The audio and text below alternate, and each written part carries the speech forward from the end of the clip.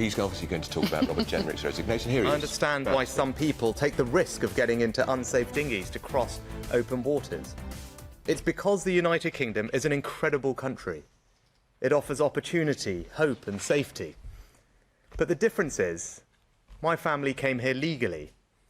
Like most immigrants, they integrated into local communities, worked hard to provide for their family, built lives and businesses, found friends and neighbours, and most of all, they were really proud to become British. That feeling of pride, it cascades down the generations and grows, and that's why you see so many children of immigrants sitting around the cabinet table. But it's not a given. Illegal immigration undermines not just our border controls, it undermines the very sense of fairness that is so central to our national character. We play by the rules. We put in our fair share. We wait our turn. Now, if some people can just cut all of that out, you've not just lost control of your borders, you've fatally undermined the very fairness upon which trust in our system is based.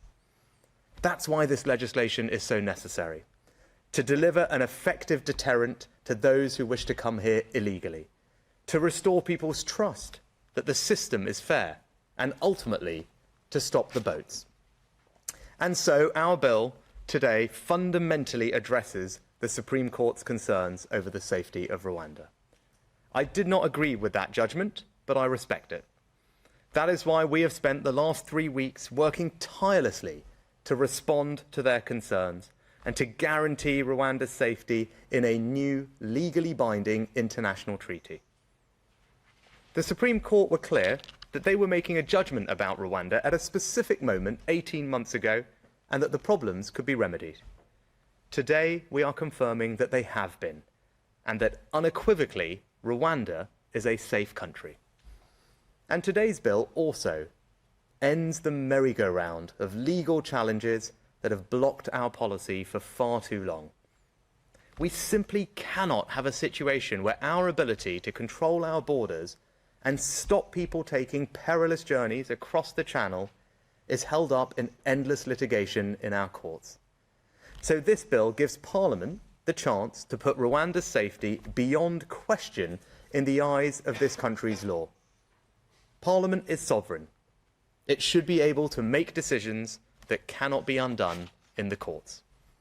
And it was never the intention of international human rights laws to stop a sovereign parliament removing illegal migrants to a country that is considered safe in both parliamentary statute and international law. So the bill does include what are known as notwithstanding clauses.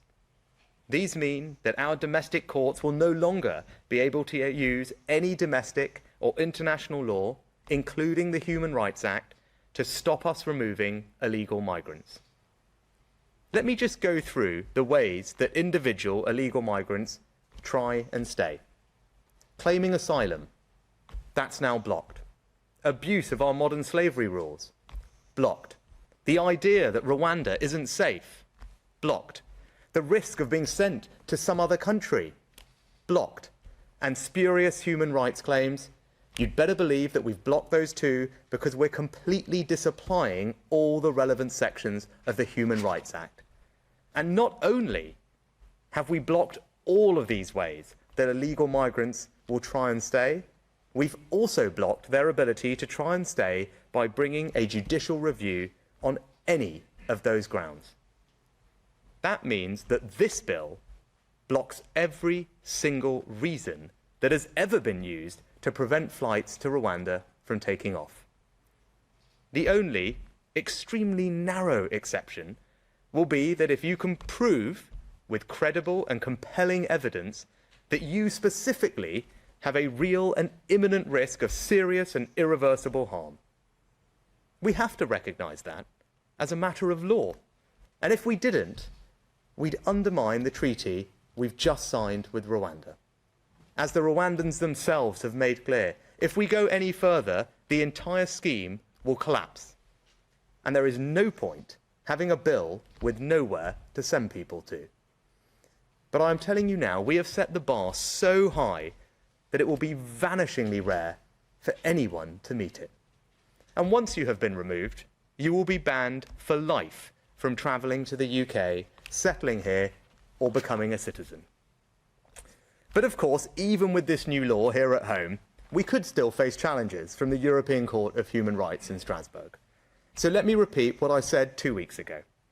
I will not allow a foreign court to block these flights. If the Strasbourg court chooses to intervene against the express wishes of our sovereign parliament, I will do what is necessary to get flights off. And today's new laws already make clear that the decision on whether to comply with interim measures issued by the European Court is a decision for British government ministers and British government ministers alone. Because it is your government, not criminal gangs or indeed foreign courts, who decides who comes here and who stays in our country. Now, of course, our Rwanda policy is just one part of our wider strategy to stop the boats. And that strategy is working. I've been Prime Minister for just over a year now, and for the first time, small boat arrivals here are down by a third, even as illegal crossings in the Mediterranean have soared by 80%.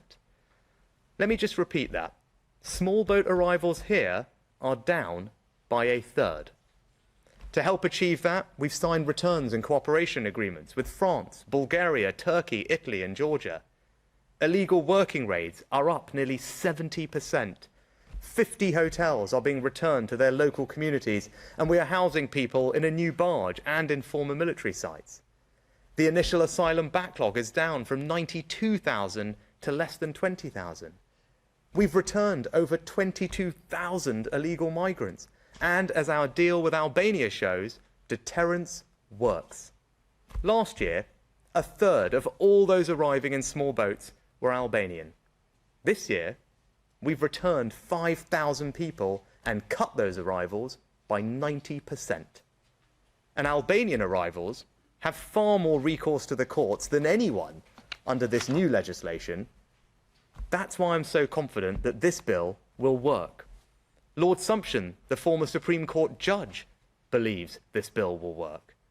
We will get flights off the ground, we will deter illegal migrants from coming here, and we will finally stop the boats. Thank you. We turn some questions from the media. Can we start with the BBC? Thank you, Prime Minister. Chris Mason, BBC News. Are you saying to your MPs bluntly on all of this, back me or sack me? So that was Rishi Sunak setting out his determination to stop the boats. He's taking questions now from the media, he said, but as you said, it is a press conference. And if you were listening on the radio, he was speaking from a script. Now, look, he's got a lot to get off his chest, but why didn't he, for once, just speak from the heart? Because he don't care. Tell us how he really feels. Passion in his belly. He's got no passion. This is a huge issue. The country is desperate to stop these illegal migrants. Let's have a listen.